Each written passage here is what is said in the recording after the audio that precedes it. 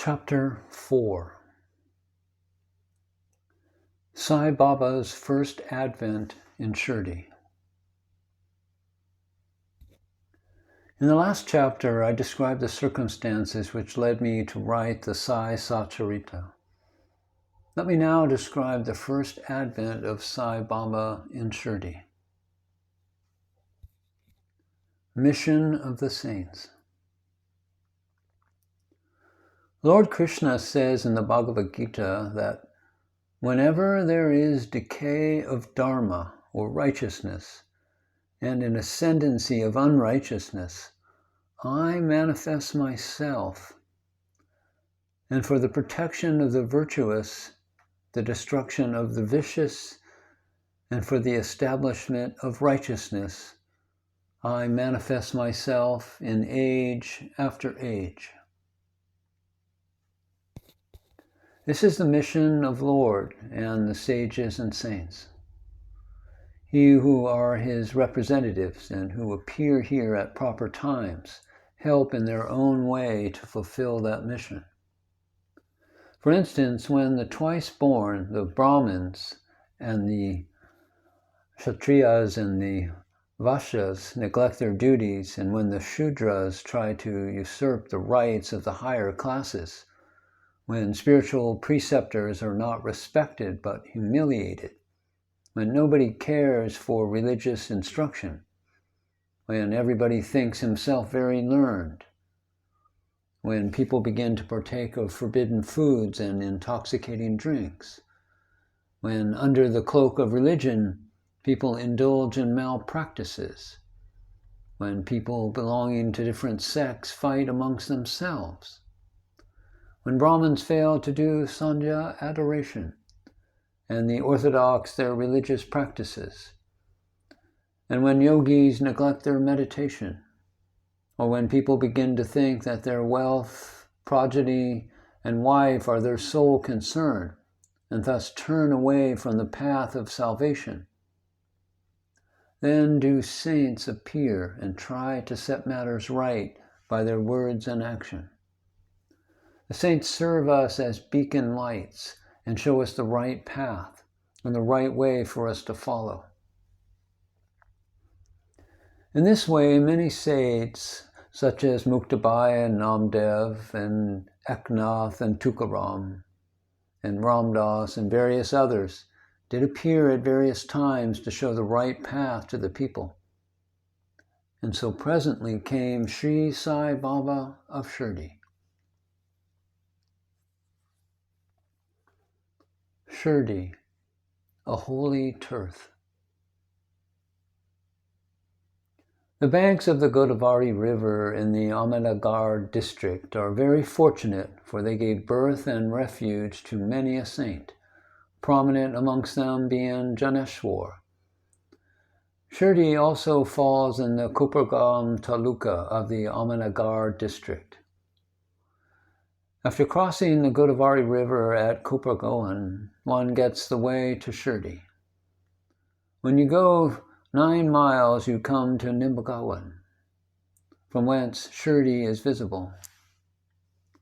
Shirdi is as famous and well known as other holy places like Gangapur, and is on the banks of the Krishna River. As the devotee Mataji flourished in and blessed near Pandapur, as Samartha Ram Das at Sajangad, as Sri Narasimha Saraswati, so Sainath flourished at Shirdi and blessed it. Personality of Sai Baba. It is on account of Sai Baba that Shirdi grew into importance. Let us see what sort of personage Sai Baba was. He conquered this samsara, this worldly existence, which is very difficult and hard to cross.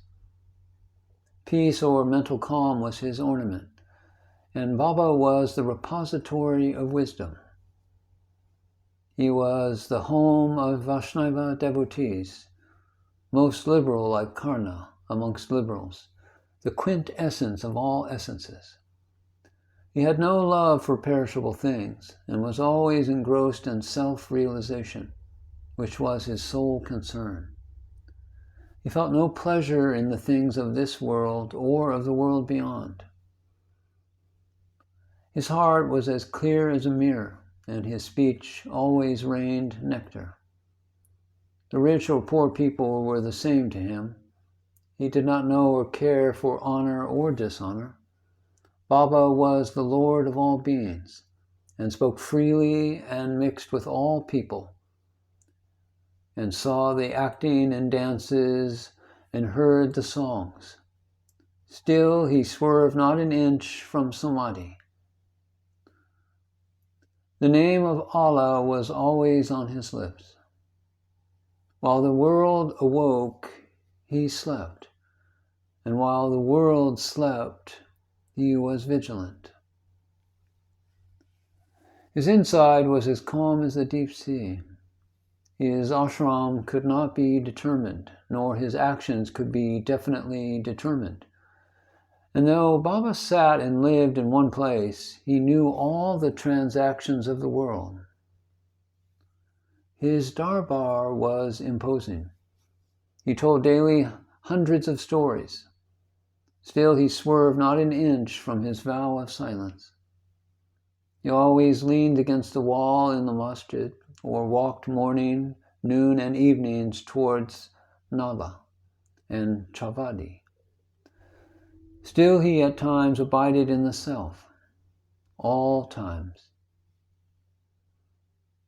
Though a siddha, he acted like a sadhak. He was meek, humble, and egoless, and pleased all. Such was Sai Baba. And as the soil of Shirdi was trodden by Sai Baba's feet, it attained extraordinary importance. As Yaneshwar elevated Alandi, Eknath did to Python, so Sai Baba raised Shirdi. Blessed are the grass leaves and stones of Shirdi, for they could easily kiss the holy feet of Sai Baba and take their dust on their head. Shirdi became to us, devotees, another Pandapur, a Jagannath, a Benares or Kashi. Contact of Sai Baba in Shirdi was like our Veda and Tantra. It quieted our samsara, our world consciousness, and rendered self-realization easy. The darshan of Sri Sai was our yoga sadhana, and talk with him removed our sins. Shampooing his legs was our bath in the Triveni Prayag, and drinking the holy water of his feet destroyed our desires. To us, Baba's commands were Vedas, and accepting or eating his sacred ashes and prasad was all purifying. Baba was our Sri Krishna and Sri Rama, who gave us solace, and he was our absolute reality. Baba was himself beyond the pair of opposites, never dejected nor elated. He was always engrossed in the self, as existence, knowledge, and bliss. Shirdi was his center, but his field of action extended far and wide to the Punjab, Calcutta, North India, and the Gujarat. Thus the fame of Sai Baba spread far and wide, and people from all parts came to take his darshan and be blessed. By mere darshan, minds of people, whether pure or impure, would become at once quiet. They got here the same sort of unparalleled joy that devotees get at Pandapur by seeing Vital Rakumai. This is not an exaggeration. Consider what a devotee says in this respect. Dictum of Gulabhuva. An old devotee by the name of Gulabhuva, at 95 years of age, was a Varkari of Pandari. He stayed 8 months at Pandapur and 4 months at Ashada, on the banks of the Ganges. He had an ass with him for carrying his luggage, and a disciple as his companion. Every year he made his vari or trip to Pandharpur and came to Shirdi to see Sai Baba, whom he loved most. He used to stare at Baba and say, "This is Pandharanath Vital incarnate, the merciful Lord of the poor and helpless." This Gulibhuva was an old devotee of Vithoba and had made many a trip to Pandharpur, and he testified that Sai Baba was the real Pandharanath. Vital himself appeared. Sai Baba was very fond of remembering and singing God's name. He always uttered Allah Malik, God is Lord, and in his presence made others sing God's name continuously day and night. This is called Namasapta. Once he asked Das Ganu Maharaj to do the Namasapta. He replied that he would do it, provided he was assured that Vital would appear at the end of the seventh day. Then Baba, placing his hand on his breast, assured him that certainly Vital would appear, but that the devotee must be earnest and devout. The Dakapuri at Thakur of Thakurnath, the Pandari of Vital, the Dwarka of Ranchad, or Krishna, is here, Shirdi. One need not go far out to see Dwarka. Will Vital come here from some outside place? He is here. Only when the devotee is bursting with love and devotion, Vital will manifest himself here as Shirdi. After the Sapta was over, Vital did manifest himself in the following manner. Kaka Sahib Dixit was, as usual, sitting in meditation after the bath, and he saw Vital in a vision. When he went at noon for Baba's darshan, Baba asked him point blank, "Did Vital Patil come? Did you see him? He is a very truant fellow. Catch him firmly, otherwise he will escape if you will be a little inattentive." This happened in the morning, and at noon there was another Vital darshan. One hawker from outside came there for selling 30 pictures of Vithoba.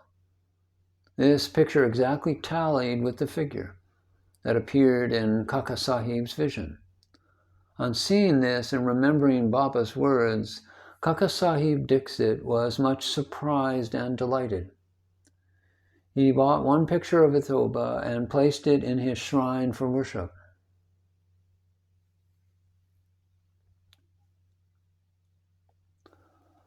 Bhagwantrao Shirsagar's story. How fond was Baba for Vital worship was illustrated in Bhagwantrao Shirsagar's story. The father of Bhagwantrao was a devotee of Vithoba and used to make annual trips to Pandharpur. He also had an image of Vithoba at home, which he worshipped. After his death, the son stopped everything, the worship and the Shraddha ceremony and everything. When Bhagwantrao came to Shirdi, Baba, on remembering his father, at once said, "His father was my friend, so I dragged him, the son here. He never offered Naivadya, the offering of food, and so he starved Vital and me. So I brought him here. I shall remonstrate him now and set him to worship." Das Ganu's bath in Prayag. The Hindus think that a bath in the holy turf of Prayag, where the Ganges and Yamuna meet, is very meritorious, and thousands of pilgrims go there at periodical times to have the sacred bath there. Once Das Ganu thought that he should go to Prayag for a bath, and came to Baba to get his permission for doing so. Baba replied to him, "It is not necessary to go so long. Our Prayag is here, believe me." Then, wonder of wonders, when Das Ganu placed his head on Baba's feet, out came or flowed streams of Ganges Yamuna water from both the toes of Baba. Seeing this miracle, Das Ganu was overwhelmed with feelings of love and adoration and was full of tears. Inwardly, he felt inspired, and his speech burst forth into a song in praise of Baba and his Leelas. Immaculate Conception of Sai Baba and his first advent in Shirdi. Nobody knew the parents, birth, or birthplace of Sai Baba. Many inquiries were made, many questions were put to Baba and others regarding these items, but no satisfactory answer or information has yet been obtained. Practically, we know nothing about these matters. Namdev and Kabir were not born like ordinary mortals. They were found as infants in mother of pearls.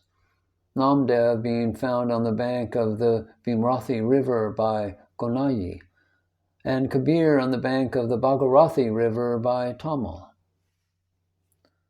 Similar was the case with Sai Baba. He first manifested himself as a young lad of perhaps 16 under a neem tree in Shirdi for the sake of bhaktas. Even then, he seemed to be full with the knowledge of Brahman. He had no desire for worldly objects even in dream. He kicked out Maya, and Mukti was serving at his feet. One old woman of Shirdi, the mother of Nana Chokdar, described him thus: "This young lad, fair, smart, and very handsome, was first seen under the neem tree, seated in asana. The people of the village were wonderstruck to see such a young lad practicing hard penance, not minding heat and cold. By day he associated with none. By night he was afraid of nobody. People were wondering and asking whence this young chap had turned up. His form and features were so beautiful that a mere look endeared him to all. He went to nobody's door, always sat near the neem tree. Outwardly he looked very young, but his action was of a really great soul. He was the embodiment of dispassion and was an enigma to all.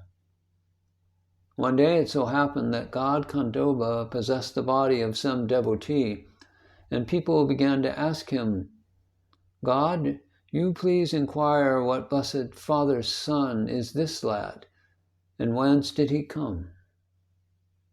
The god Khandoba asked them to bring a pickaxe and dig in a particular place. When it was dug, bricks were found underneath a flat stone. When the stone was removed, a corridor led to a cellar where a cow-mouth-shaped structure, wooden boards, and necklaces were seen. Khandoba said, 'This lad practiced penance here for 12 years. Then the people began to question the lad about this. He put them off the scent by telling them it was his guru's place, his holy watan, and requested them to guard it well. The people then closed the corridor as before. As the Ashwatha and Adumbar trees are held sacred, Baba regarded this neem tree equally sacred and loved it most. Halasapati and other Shirdi devotees regard this site as the resting place, the Samadhi Sthana of Baba's Guru, and prostrate before it. 3 wadas. First, a site with a neem tree and surrounding space was brought by Mrs. Hari Vinayak Sath, and on this site a big building styled Sath's Wada was erected. This wada was the sole resting place for pilgrims who flocked there. A platform was built round the neem tree, and lofts with steps were constructed. Under the steps there is a niche facing south, and devotees sit on the platform facing north. It is believed that he who burns incense there on Thursday and Friday evenings will, by God's grace, be happy. This wada was old and dilapidated and wanted repairs. The necessary repairs, additions, and alterations have been made now by the Santhan. Then, after some years, another wada, Dixit's wada, was constructed. Kakasahib Dixit, the solicitor of Bombay, had gone to England. He had injured his leg by an accident there. The injury could not be got rid of by any means. Nana Sahib Chandakar advised him to try Sai Baba. So he saw Sai Baba in 1909 and requested him to cure rather the lameness of his mind than that of his leg. He was so much pleased with the darshan of Sai Baba that he decided to reside in Shirdi. So he built a wada for himself and other devotees. The foundation of this building was laid on 12th October 1910. On this day, two other important events took place. Mr. Dada Sahib Karpadi was given permission to return home, and the night arti in Chavadi was commenced. The wada was completed and was inhabited on the Rama Navami day in 1911, with due rites and formalities. And the third, another wada or palatial mansion was built up by the famous millionaire, Mr. Bhuti of Nagpur. Lots of money was spent on this building, but all the amount was well utilized, as Sai Baba's body is resting in this wada, which is now called the Samadhi Mandir. The site of this mandir had formerly a garden which was watered and looked after by Baba. Thus these three wadas sprang up, where there was none formerly. Of these, Sath's wada was most useful to all in the early days.